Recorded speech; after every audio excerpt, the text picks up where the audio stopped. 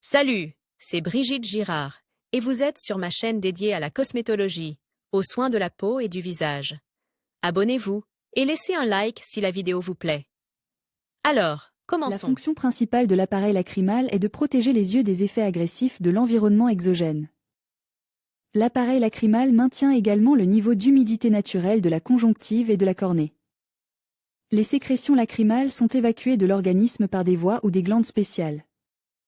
Les organes de l'appareil lacrymal comprennent la glande lacrymale, les petites glandes lacrymales et les tubules lacrymaux. Dans la zone du lac lacrymal se trouve ce que l'on appelle le mitte lacrymal, la partie visible de la surface de l'œil. Il est légèrement convexe et passe légèrement dans le coin interne. Le mitte lacrymal est considéré comme un élément rudimentaire de l'œil, dont le corps humain n'a pas besoin. On pense qu'il était nécessaire comme l'un des récepteurs à l'ère paléolithique, mais qu'il s'est atrophié avec le temps. Les néoplasmes du mitte lacrymal sont l'athérome, le lipodermoide, l'épithélioma ou le fibrome. Ces types de néoplasmes ne sont pas dangereux pour la santé, mais nuisent à la vision. Un examen histologique de la sécrétion du néoplasme est nécessaire pour établir un diagnostic correct. Les patients atteints d'athérome du mitte lacrymal se plaignent souvent d'un élargissement du mitte lacrymal, de sa rougeur, d'une sensation de brûlure dans l'œil et d'une sensation de corps étranger dans la région du mitte lacrymal. Étiologie. L'origine des néoplasmes bénins dans le mitte lacrymal n'est toujours pas claire. De nombreux auteurs supposent que les néoplasmes sont provoqués par le développement d'une infection lorsque des cils et d'autres corps étrangers pénètrent dans l'œil. La dacryocystite aiguë, l'atrésie des tubules lacrymaux et d'autres anomalies congénitales de l'appareil lacrymal figurent également parmi les causes probables de l'apparition d'athérome dans les voies lacrymales. Le traitement des néoplasmes du mitte lacrymal est opératoire. L'intervention est réalisée dans une clinique ophtalmologique sous anesthésie locale chez les patients âgés de 7 ans et plus. L'ablation de l'athérome à un stade précoce réduit le risque d'inflammation et de lésion des structures voisines de l'œil. Nous dans les réseaux sociaux Ophtalmologie Saint-Pétersbourg, district de Primorsky, Optikov STR. 54 Mélanome sans pigment. Une tumeur cutanée sans pigment est très rare. Son deuxième nom est mélanome achromatique. Comme un néoplasme normal, il fait partie des tumeurs mélanocytaires. Mais contrairement aux autres types de mélanome, celui-ci est dépourvu de pigments mélaniques. Les causes exactes du développement de ce néoplasme sont inconnues. Les facteurs déclencheurs sont les suivants: la présence de névus sur la peau, en particulier les névus géants. L'influence du rayonnement solaire. L'exposition aux radiations. La prédisposition héréditaire. D'autres lésions cutanées malignes. La maladie se caractérise par une évolution agressive et des métastases précoces. Le pronostic en l'absence de traitement est extrêmement défavorable. Le diagnostic est difficile à poser en raison de la prise en charge tardive du patient par le médecin et du manque de vigilance à l'égard du mélanome, associé au caractère incolore de la tumeur. Tableau clinique en apparence, le mélanome sans pigment ressemble à un nodule. Au départ, il est de petite taille et a une consistance charnue. Il peut être de couleur rose ou ne pas différer de la peau. Il peut également s'agir d'une tumeur sur un pédoncule. Le nodule croît rapidement, augmentant considérablement sa taille. Il se désintégrait rapidement avec la formation d'un ulcéré. Ses bords sont durs et surélevés. Des excroissances papillomateuses sont visibles au fond. La couleur du mélanome achromatique peut progressivement passer au rouge ou au bleu. La tumeur se trouve sur n'importe quelle partie du corps, mais plus fréquemment dans les zones suivantes. Diagnostic: la maladie peut être suspectée par un examen, la dermatoscopie. Mais à un stade précoce, le médecin ne détectait aucun signe alarmant de mélanome, si bien que les erreurs de diagnostic ne sont pas rares. Car le mélanome incolore se caractérise par une poussée rapide dans le tissu adipeux. Son épaisseur est importante, ce qui déterminait un pronostic défavorable pour le patient. La microscopie optique ne révélait pas de pigments mélaniques dans le néoplasme. Pour confirmer le diagnostic, des colorations histochimiques sont utilisées, réaction de Fontana-Masson, DOPA. Elles permettent de détecter les précurseurs non colores du pigment mélanique. En raison de sa structure atypique, le mélanome sans pigment nécessitait un diagnostic différentiel minutieux, en particulier à un stade précoce. Il doit être distinct d'autres lésions cutanées malignes, cancers basocellulaires, ou de tumeurs bénignes. Un examen cytologique est obligatoire. Si le néoplasme se propage le long des voies lymphatiques, il présente des excroissances radiales caractéristiques. Pour détecter les métastases dans les organes distants, le patient se voit prescrire une imagerie informatisée ou par résonance magnétique. Les lésions métastatiques des ganglions lymphatiques sont déterminées par un examen histologique après leur biopsie ou leur ablation. Traitement dans les premiers stades, l'ablation radicale du mélanome dans les tissus sains est la méthode la plus efficace. La chimiothérapie avec des antibiotiques antitumoraux, les cytostatiques, la radiothérapie et la thérapie photodynamique sont également utilisées. Plus le mélanome s'est développé dans le tissu adipeux, moins le pronostic est favorable pour le patient et plus le taux de survie à 5 ans est faible. En cas de métastase, l'issue fatale peut survenir en quelques mois. Une récidive de la tumeur après l'ablation chirurgicale est possible. Symptômes du mélanome. Les grains de beauté normaux se caractérisent par les éléments suivants. Leur couleur peut varier du clair au noir en passant par le brun. Ils sont également susceptibles de se décolorer, mais ne présentent toujours qu'une seule teinte, différence d'aspect et de forme. De plat et petit à convexe, d'ovale à rond, des bornettes et un petit diamètre. Lorsque la pigmentation ne répond pas aux caractéristiques décrites, il est nécessaire de consulter un dermatologue. Un spécialiste expérimenté est immédiatement capable de distinguer une formation maligne d'un grain de beauté ordinaire grâce à certains signes fondamentaux, forme asymétrique de la masse. Le mélanome présente généralement des arêtes vives de forme irrégulière. Il ressemble parfois à une étoile. Couleur malsaine. La couleur du mélanome est généralement très différente de celle d'un grain de beauté ordinaire. Elle est dominée par des teintes noires, grises, bleutées et rouges. L'inspection quotidienne des taches de naissance sur la peau constitue une prévention particulière de la maladie. Si elles changent de couleur, il faut immédiatement contacter un spécialiste. Changement de taille. Le mélanome se développait assez rapidement. Son diamètre est généralement d'au moins 6 mm. Sachez toutefois que la maladie peut se développer à partir d'un grain de beauté d'1 millimètre. Les saignements ou l'humidification du néoplasme indiquent également un processus irréversible dans les cellules de la peau. Les signes secondaires sont un malaise général, une perte de poids rapide, une détérioration de la vision, l'apparition de lombaires et de douleurs osseuses.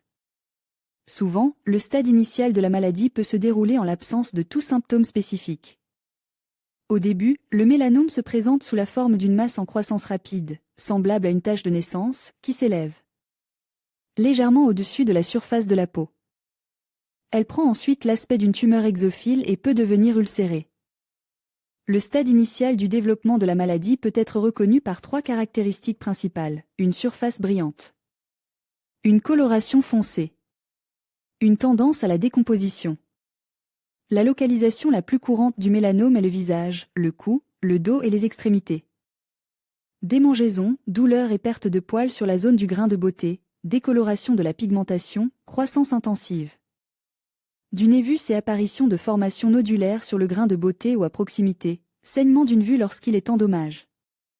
Et modification de la pigmentation autour des taches pigmentaires, des changements de forme et de contour, des manifestations ulcéreuses à la surface d'une vue, apparition d'un épaississement du grain de beauté et des ganglions lymphatiques voisins, des modifications structurelles de la surface d'une vue, la présence d'une asymétrie dans la couche superficielle du grain de beauté, une pigmentation focale sur le périmètre du grain de beauté. Pour reconnaître la maladie à un stade précoce de son développement, il convient de s'informer sur les signes primaires. Le mélanome de la peau se forme à partir d'un grain de beauté, névus, dans 70% des cas et se localise au niveau du tronc, des extrémités, de la tête et de la région cervicale. Chez les femmes, ce sont les membres inférieurs, le thorax, et chez les hommes, le thorax et le dos qui sont généralement touchés. La peau change de couleur, la structure de la zone semble saigner. Il s'agit là des signes les plus importants pour établir un diagnostic préliminaire. Le mélanome est de couleur noire, parfois teinté de bleu, et ressemble à un nodule. Il existe des mélanomes sans pigment, qui n'ont pas de couleur particulière et sont de couleur rose. La surface atteinte peut saigner et présenter une structure épaissie. L'examen à la loupe permet de poser un premier diagnostic.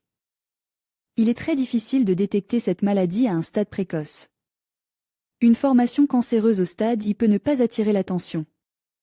Pour déterminer l'affection, le médecin doit avoir une grande expérience de ces maladies. Le lentigo malin présente une longue phase de croissance horizontale, qui peut durer jusqu'à 20 ans ou plus. À un âge avance, la maladie se déclarait sur fond de pigmentation du cou et du visage. Le mélanome à extension superficielle est observé chez des personnes dont l'âge moyen est de 44 ans. La formation apparaît à la fois sur les zones fermées de la peau et sur la peau ouverte. Après quelques années, un nœud apparaît sur la plaque, puis le mélanome se développait verticalement. Le mélanome nodulaire est le plus agressif des autres types. L'âge moyen est de 53 ans. Il est légèrement plus fréquent chez les hommes que chez les femmes. Les membres supérieurs et inférieurs, la région cervicale, la tête et le dos sont touches. Les lésions tissulaires du mélanome se produisent non seulement sur la peau, mais aussi sur l'organe visuel, l'œil. Les premiers symptômes sont l'apparition d'une tumeur, une détérioration rapide de la vision, l'apparition d'une photopsie et d'un scotum progressif. La photopsie s'accompagne de l'apparition d'étincelles, de points, de taches dans le champ de vision. Il existe 2 types de scotum, le traitement et l'élimination. Dans un premier temps, il est recommandé d'effectuer un diagnostic approfondi avec examen du micro-reparat, examen histologique et morphologique. Ensuite, plusieurs options thérapeutiques sont indiquées. Si le grain de beauté n'est pas encore malin, un traitement doux est proposé, ablation au laser de la tache de naissance. Élimination de l'azote, cryodestruction.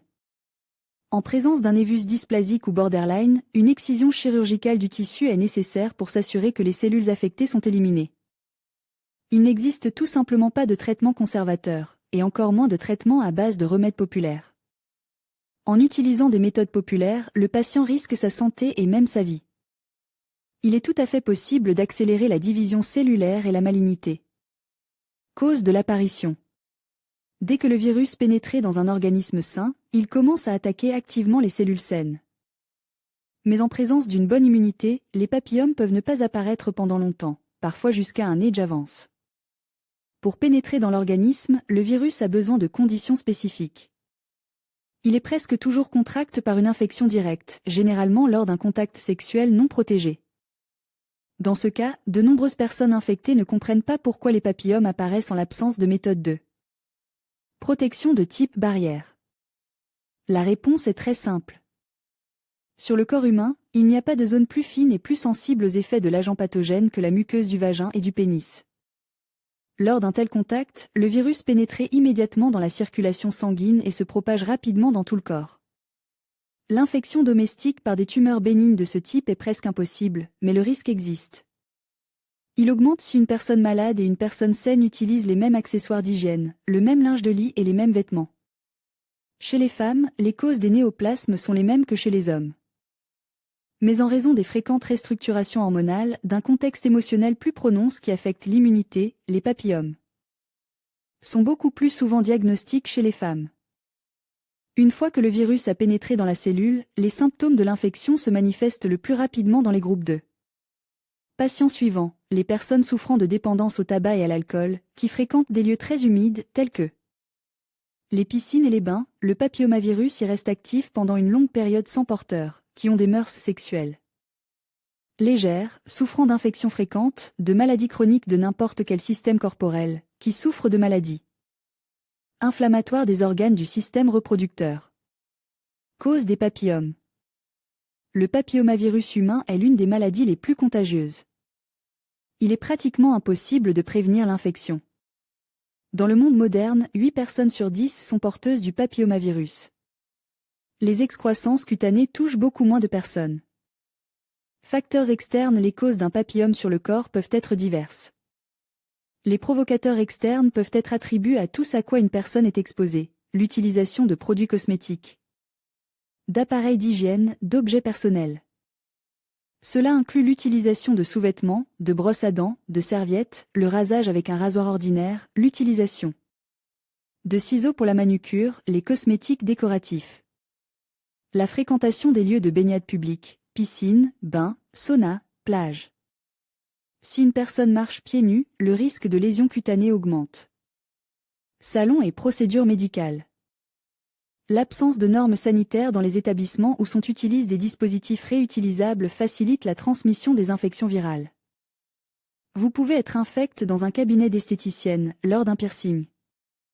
Populaire ces dernières années, la procédure d'extension des cils provoque l'apparition d'excroissance sur la paupière. Transpiration abondante et port de vêtements serrent. La sueur provoque l'apparition de micro-fissures sur la peau. Le virus pénétré dans ces lésions et des papillomes se forme sur les zones concernées. Les personnes remarquent l'apparition de verrues dans les selles, papillomes filiformes, sous les seins, excroissance pendante. Sous l'abdomen et dans la région de l'aine. Contact direct avec les verrues. Le toucher peut propager le virus sur tout le corps, augmentant ainsi le nombre de verrues. La femme transmet le papillomavirus humain à l'enfant en le faisant passer par la filière génitale.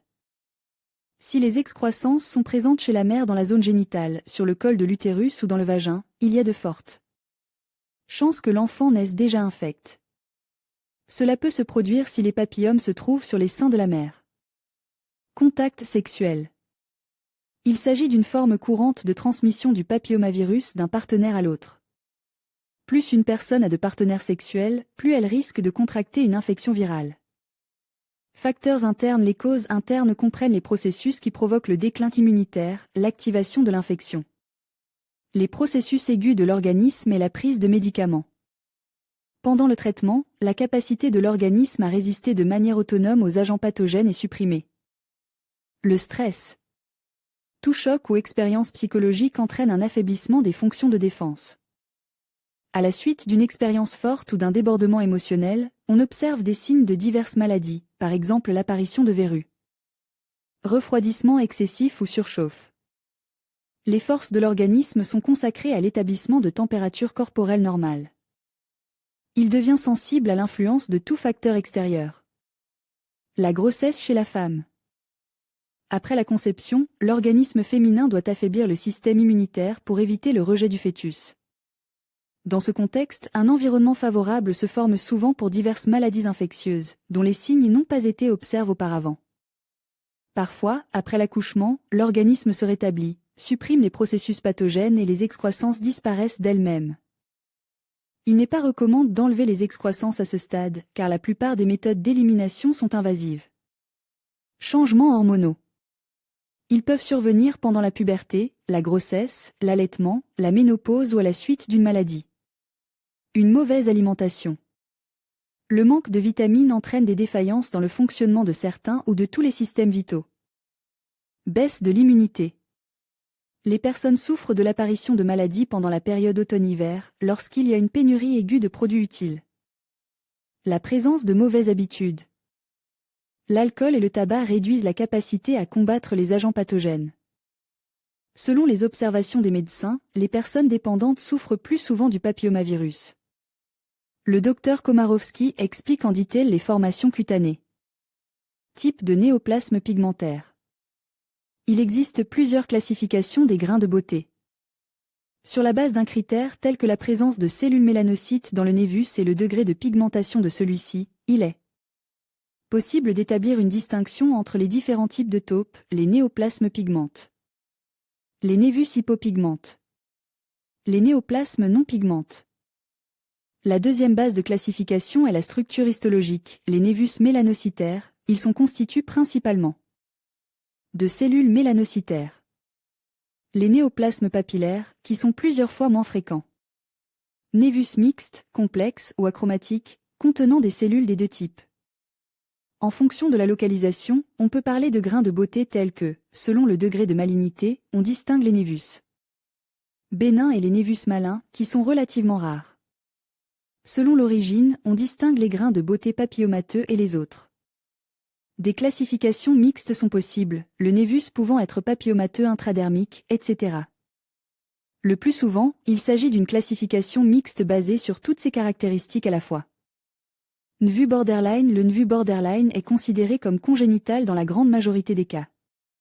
Ce n'est que dans 10 à 20% des situations cliniques qu'il s'agit d'une forme acquise de la maladie. Il existe des cas de grains de beauté borderline apparaissant à la puberté, au début du cycle menstruel, pendant la grossesse, pendant la ménopause chez le sexe faible. Tout cela indique que des facteurs hormonaux et périnataux interviennent dans la formation du problème. L'aspect de la formation est spécifique, elle est de grande taille, de couleur foncée irrégulière avec une grande quantité de pigments, etc. La localisation n'est pas spécifique. Elle peut apparaître sur les paumes, les pieds, le visage, les mains, les bras, le cou, sur tout le corps, comme le montrent les données. De l'anatomie pathologique. Tache intradermique, il est considéré comme favorable en termes d'évolution tout au long de la vie. Il est situé sous l'épiderme et dans les couches moyennes de la peau, derme. Initialement, elle ne dépasse pas la surface de la peau. Au cours de la vie, sa couleur peut passer de foncé à clair sous l'influence de facteurs hormonaux. La malignité est relativement rare, pas plus de 10 à 20% des cas cliniques et seulement s'il existe un certain nombre d'autres facteurs prédisposants. La localisation de ce type de névus est différente. Il s'agit du cou, des bras, des jambes, de la gorge, du visage, y compris les lèvres. La localisation spécifique permet de différencier cette formation d'autres phénomènes similaires. Névus complexe, il s'agit d'une forme mixte de lésion de la couche dermique. Dans ce cas, il y a une combinaison de mélanocytes et d'autres cellules dans la structure du néoplasme conditionnel, néoplasme. La probabilité de malignité est considérée comme élevée. Souvent, les névus complexes atteignent une taille importante et sont facilement endommages. Un traitement urgent est nécessaire. Autre type, il existe d'autres types de névus moins susceptibles de devenir malins, les névus géants. Alone vue. Tache mongole. Les grains de beauté papillomateux et autres. Diagnostic et traitement. Lorsqu'un papillome est détecté, il ne faut pas négliger de consulter un médecin. Un traitement inadéquat, une ablation ou une absence totale de traitement peut entraîner la transformation d'une tumeur bénigne en tumeur maligne. Un dermatologue est responsable du diagnostic et du traitement de ces maladies. En cas de condylomes aigus, il est préférable de consulter un gynécologue pour les femmes, un dermatovénéréologue ou un urologue pour les hommes. En règle générale, il n'est pas difficile de diagnostiquer un papillome. Toutefois, des tests de biopsie sont généralement prescrits pour confirmer la nature bénigne de la tumeur. Le médecin peut alors recommander, parmi plusieurs méthodes d'ablation, celle qui convient le mieux à certains paramètres individuels. À l'heure actuelle, l'ablation du papillome est réalisée à l'aide des techniques suivantes, intervention chirurgicale. Cette méthode est pratiquement inexistante à l'heure actuelle. Le bistouri, l'anesthésie, la récupération post-opératoire des tissus ne font pas d'adeptes parmi les patients atteints de papillome. En outre, il arrive souvent que des rechutes se produisent après l'ablation chirurgicale d'un papillome. L'électrocoagulation. Cette procédure est réalisée à l'aide d'un courant électrique de haute fréquence. Elle est généralement utilisée pour les patients présentant un papillome de grande taille. Elle est indolore, ne laisse pas de cicatrices et est réalisée sous anesthésie locale. L'ablation au laser. De nombreux facteurs plaident en faveur de cette méthode de traitement. Absence de douleur, absence de cicatrices, rapidité de la procédure, période de cicatrisation courte et indolore de la zone affectée. L'élimination par radionuclide. Depuis peu, cette méthode gagne en popularité. Le fait est qu'il n'y a pas eu de récidive après cette méthode. Elle est également réalisée sous anesthésie locale et ne laisse pas de cicatrices. La guérison est généralement rapide et presque indolore. Cryodestruction. Au cours de cette procédure, de l'azote liquide est utilisé pour brûler le papillome. Le succès de cette procédure dépend entièrement de l'habileté du médecin, car une quantité insuffisante d'azote risque de provoquer une récidive, tandis qu'une quantité plus importante laisse des traces, des cicatrices. La congélation est également pratiquée sous anesthésie locale. Après l'opération, la zone de peau affectée doit faire l'objet de soins particuliers. La médecine populaire, le traitement des papillomes à l'aide de remèdes populaires est très varié. Il existe un grand nombre de recettes pour tous les goûts. Il ne faut cependant pas oublier que la cause de l'apparition d'un papillome est un virus, et qu'il est donc préférable de consulter un médecin pour une guérison complète. Si vous avez accepté de traiter votre papillome avec des méthodes traditionnelles, ne tardez pas si vous n'obtenez pas de résultats. Dans les 10 à 15 jours, consultez un médecin. La méthode la plus connue pour éliminer les papillomes est sans doute le jus de chélidoine. Il est préférable d'utiliser du jus frais, mais en l'absence d'un tel jus, il est possible d'utiliser des moyens pharmaceutiques appropriés. Dans la composition, qui comprend le jus de cette plante. Acide acétique. Il est étalé sur la surface du papillome, il est souhaitable de ne pas en mettre sur les parties saines du corps. Pommes acides. Une bouillie de pommes fraîches de variété acidulée est appliquée en compresse sur le papillome. Le jus de pissenlit contribue également à l'élimination des néoplasmes. L'ail. Le traitement de ce légume est très varié. On frotte et on frictionne l'excroissance, on applique une bouillie et on l'ajoute à diverses recettes mixtes. Huile de ricin. Elle est étalée sur le papillome. Jus ou bouillie de pommes de terre. Feuilles de calanchot. Huile d'argousier. Il est préférable de coordonner ce traitement avec un médecin. En guise d'action préventive ou auxiliaire, vous pouvez utiliser des moyens d'augmenter l'immunité, miel, mélisse, échinacée, etc. Action préventive tout d'abord, il faut soutenir le système immunitaire, adopter un mode de vie sain, abandonner les mauvaises habitudes, faire du sport, surveiller son alimentation, etc.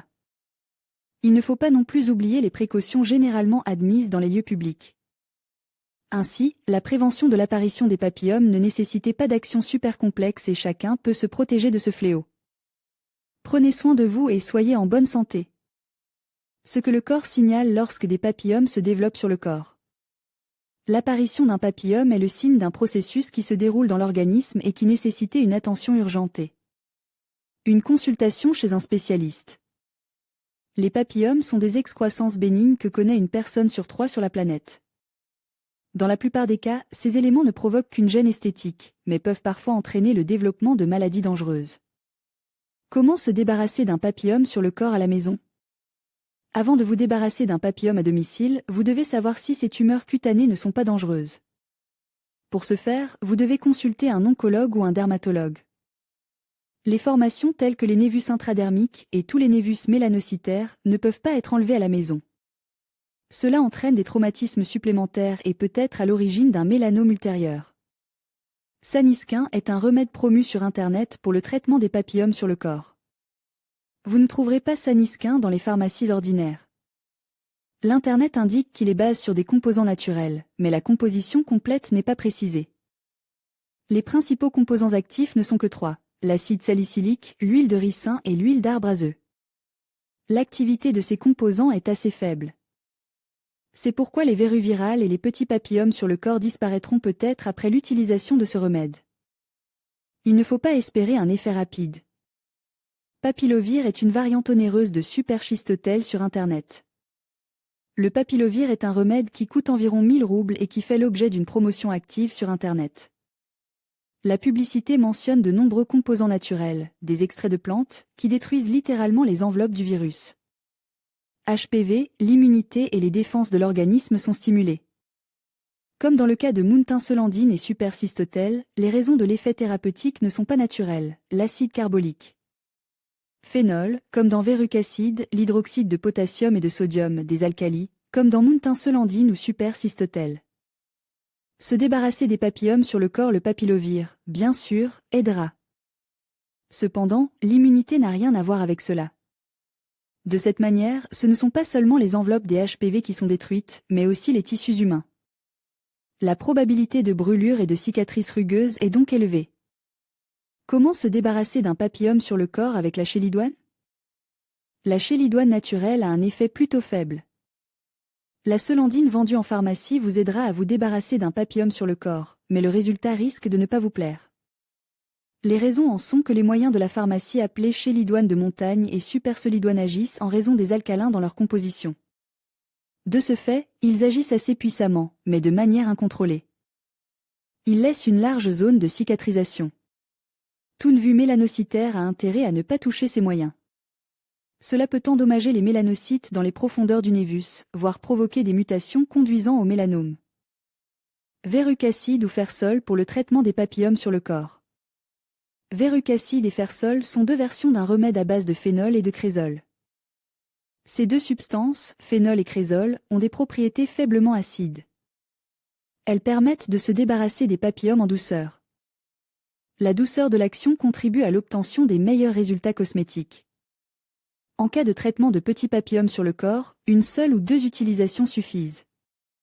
Pour les tumeurs plus importantes, il est nécessaire d'appliquer le remède pendant une semaine environ, plusieurs fois par jour. Comme toujours, les névus ne doivent pas être touches, afin de ne pas provoquer de mélanome. Cryopharma, traitement des papillomes sur le corps par cryostructuration.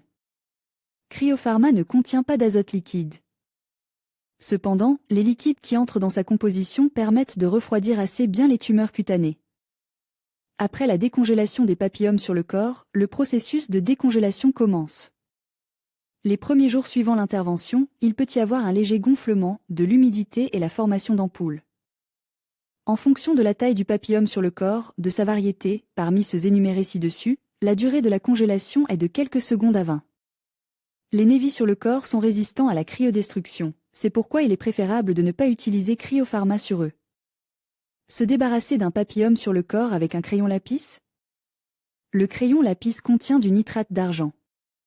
Si vous mouillez le crayon, le nitrate d'argent réagit avec l'eau et de l'acide nitrique se forme. Le corps humain est plus résistant aux acides qu'aux alcalis. Ils agissent plus en douceur, l'aspect des cicatrices est bien meilleur. C'est pourquoi il est préférable de les utiliser à la place des alcalins. Pour traiter les papillomes sur le corps, le crayon lapis doit être utilisé au moins 2 fois par jour pendant plusieurs jours. Traitement avec Dermavie. Dermavie contient plusieurs ingrédients actifs. Ensemble, ils agissent mieux, plus efficacement et avec moins d'effets secondaires. Les papillomes sur le corps peuvent être éliminés en quelques jours avec l'aide de Dermavie. Conclusion. Cette étude suédoise bénéficiait de l'inclusion d'un très large échantillon de personnes atteintes de mélanome malin, près de 30 000. Personnes diagnostiquées sur une période de 17 ans. Elle bénéficiait également de l'utilisation d'un registre SENS contenir des informations fiables sur les caractéristiques des patients et du cancer et ajuste ses analyses en fonction de ces différents facteurs. Il constate une association claire entre les hommes qui vivaient seuls et les hommes qui vivaient avec une partenaire, qui étaient systématiquement plus susceptibles d'avoir un mélanome à un stade avance au moment du diagnostic et d'avoir de moins bonnes perspectives de survie. On peut s'attendre à ce que les perspectives de survie plus défavorables résultent d'un stade plus avance du diagnostic, même si, fait intéressant, les hommes célibataires couraient toujours un risque accru de mourir d'un mélanome, même après ajustement des caractéristiques de la maladie au moment du diagnostic. Les femmes vivant seules étaient plus susceptibles d'être diagnostiquées avec un cancer de stade 2 que de stade I, mais il n'y avait pas d'association avec un cancer de stade plus avance. La cohabitation n'avait pas d'effet significatif sur la survie des femmes atteintes d'un mélanome. Le lien semble plausible. Par exemple, si une personne vit avec un partenaire, elle peut être plus encline à discuter avec lui d'un grain de beauté suspect. Le partenaire peut lui conseiller de consulter un médecin, ou le partenaire peut repérer un grain de beauté que la personne n'aurait pas repéré autrement. Tous ces éléments peuvent expliquer pourquoi les hommes célibataires sont diagnostiqués plus tardivement. Toutefois, il faut être conscient des limites de l'étude. L'étude a uniquement évalué si l'homme vivait seul ou avec un partenaire au moment du diagnostic. On ne sait pas depuis combien de temps il vivait avec cette personne, ni la nature de leur relation en outre, bien que les chercheurs aient pris en compte le plus grand nombre possible d'obstacles, il peut y avoir un certain nombre de facteurs non mesurés à la santé et au mode de vie dans la relation. Par exemple, nous ne connaissons pas le degré d'exposition au UV des personnes, et nous ne savons pas s'il y a une différence entre les célibataires et les cohabitants en ce qui concerne le niveau d'exposition, ou le soin qu'ils apportent à la protection de leur peau contre le soleil. Il est également important de noter que l'étude a été menée en Suède, où les gens, de manière générale, peuvent avoir la peau claire. Ils peuvent également être moins exposés au soleil dans l'hémisphère nord que les personnes nées dans des climats chauds, bien que l'on ne sache rien des voyages à l'étranger, qui peuvent également être différents pour les célibataires et les personnes vivant en concubinage. Ces facteurs peuvent signifier que les résultats peuvent différer pour les personnes vivant dans d'autres pays. Dans l'ensemble, l'étude souligne la nécessité pour chacun d'entre nous d'être vigilant face à tout grain de beauté ou marque suspecte sur la peau. Le mélanome peut être un cancer agressif et un bon résultat dépend d'un diagnostic et d'un traitement aussi précoce que possible. Bayesian Analysis edited by NHS website.